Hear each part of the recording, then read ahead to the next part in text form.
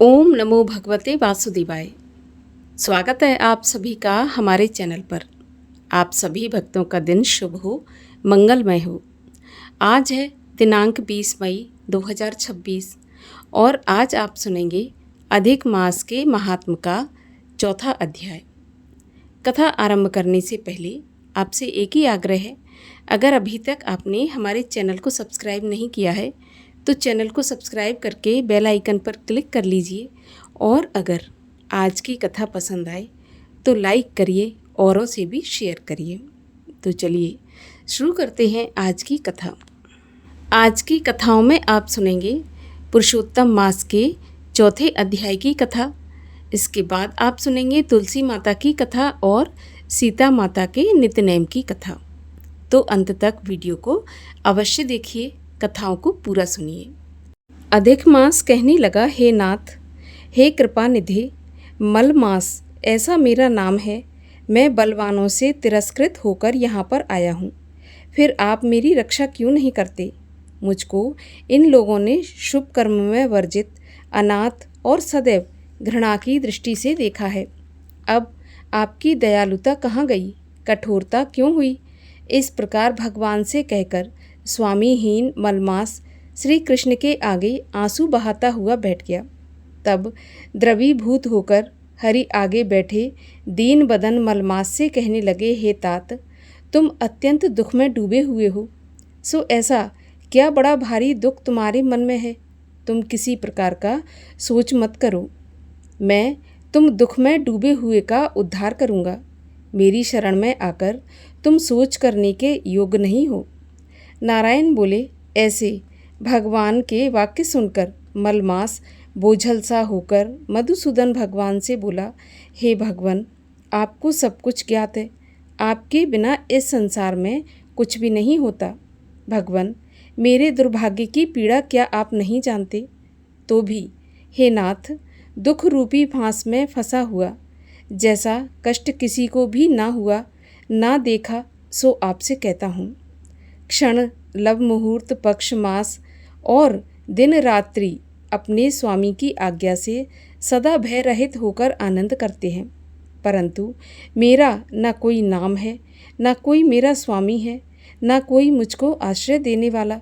इसी से सब देवताओं ने मेरा निरादर किया और शुभ कर्म में ये मलमास वर्जित है, ऐसा सदा अंध परंपरा से कहते हैं। इसलिए मैं मरना चाहता हूँ, जीना नहीं चाहता। हे नारद जी, मैं मरूँगा, मैं मरूँगा, इस तरह बार बार कहकर मलमास शांत हो गया। यहाँ पर अधिक मास के चौथे अध्याय की कथा समाप्त होती है और अब सुनिए तुलसी माता की कथा। एक नगर में एक ब्राह्मण रहा करता था।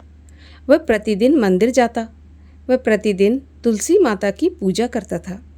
वह तुलसी माता से प्रतिदिन प्रार्थना करता, हे तुलसी महारानी, मेरे सदा आनंद करना।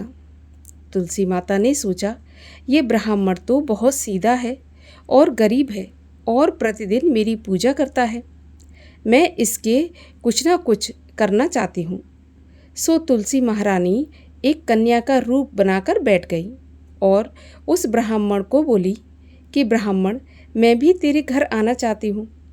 अब ब्राह्मण के 6 बेटियाँ पहले से ही थी।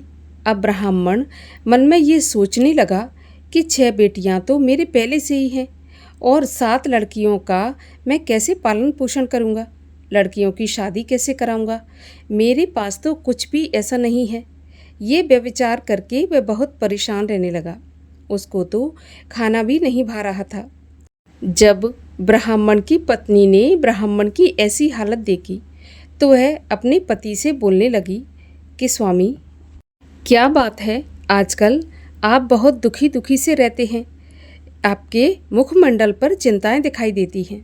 तब इस पर ब्राह्मण बोला कि मैं रोज़ मंदिर जाता हूँ, वहाँ पर एक छोटी सी सुंदर कन्या बैठी है और वह कहती है, ब्राह्मण, मैं आपके साथ आपके घर चलूँगी। तब उस ब्राह्मण की पत्नी बोली कि अरे, इसमें परेशान होने की क्या बात है, आ रही है तो आने दो। लेकिन ब्राह्मण बोला कि पहले से अपनी 6 लड़कियां हैं, उनकी भी अपने को शादी करवानी है, तो इस पर ब्राह्मणी कहने लगी कि अरे ये तो कोई बात नहीं है, अपनी 6 लड़कियों की शादी कराएंगे, वैसे 7वीं की भी करा देंगे, या फिर ऐसा करेंगे कि 7 बेटियों की शादी एक साथ करा देंगे। अगले दिन जब वह ब्राह्मण मंदिर में गया तो उस छोटी कन्या ने पूछा, ब्राह्मण क्या मैं आपके साथ आपके घर चल सकती हूँ? तो ब्राह्मण कहने लगा, हाँ ठीक है चलो। अब तो ब्राह्मण उस कन्या बनी तुलसी माता को अपने घर ले आया। तुलसी माता कन्या के रूप में ब्राह्मण के घर आने से ब्राह्मण के घर बहुत ही आनंद हो गया।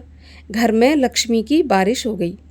जब ब्राह्मण 7 कन्याओं की शादी के लिए वर ढूंढने लगा तो उस छोटी कन्या ने कहा कि मेरे तो शालिग्राम जी के मंदिर में जाकर शालिग्राम जी को बोलना कि बारात लेकर आएं और मेरी 6 बहनों के लिए आप अपनी मर्जी से वर ढूंढ लेना।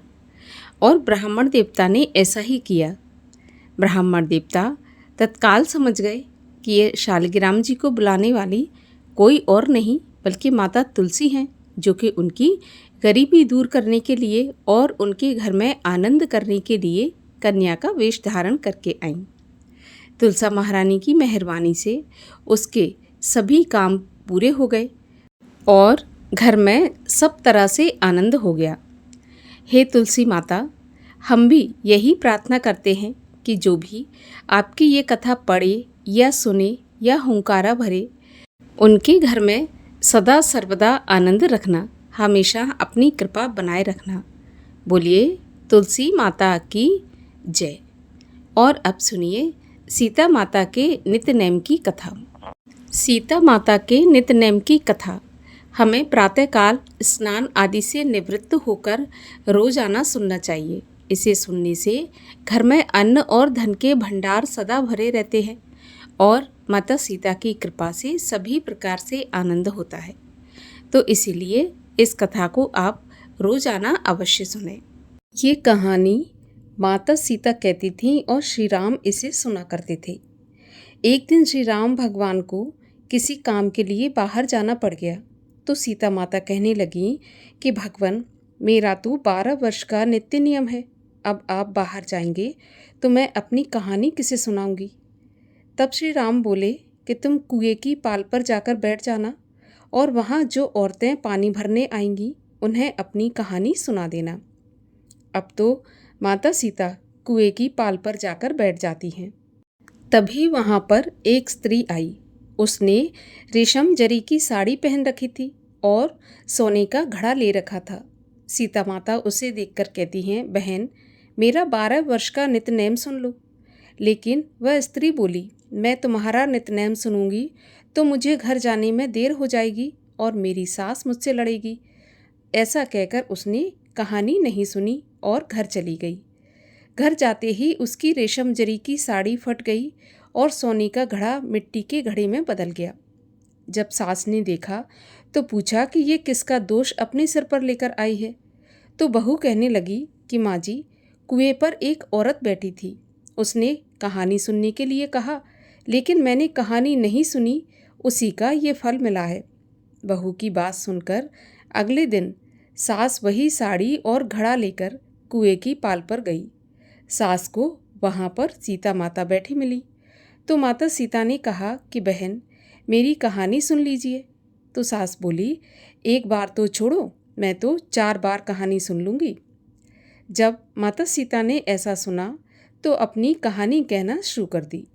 राम आए, लक्ष्मण आए, देश के पुजारी आए, नित नेम का नेम लाए, आओ राम बैठो राम, तपी रसोई जियो राम, माखन मिश्री खाओ राम, दूध बताशा पियो राम, सूत के पलका मोठो राम, शाल दुशाला पोठो राम, शाल दुशाला ओढ़ो राम, जब बोलूं तब राम ही राम, राम सवारे सबके काम, खाली घर भंडार भरेंगे, सबका बेड़ा पार करेंगे, श्री राम जय राम जय जय राम, श्री राम जय राम जय जय राम।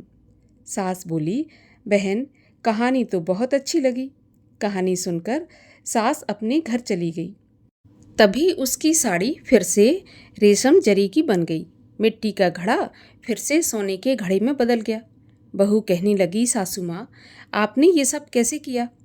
तब सास ने कहा, बहू, तू दोष लगाकर आई थी और मैं अब दोष उतार कर आ रही हूँ। तो बहू ने फिर पूछा कि वह कुएं वाली स्त्री कौन है। तब सास बोली, वे सीता माता थीं। वे पुराने से नया कर देती हैं, खाली घर में भंडार भर देती हैं, लक्ष्मी जी का वास घर में करा देती हैं, इंसान की जो भी इच्छा हो उसे पूरा कर देती हैं। बहू बोली कि ऐसी कहानी मुझे भी सुना दो। तो सास कहने लगी, ठीक है, तुम भी कहानी सुन लो। और सास ने कहानी कहनी शुरू कर दी।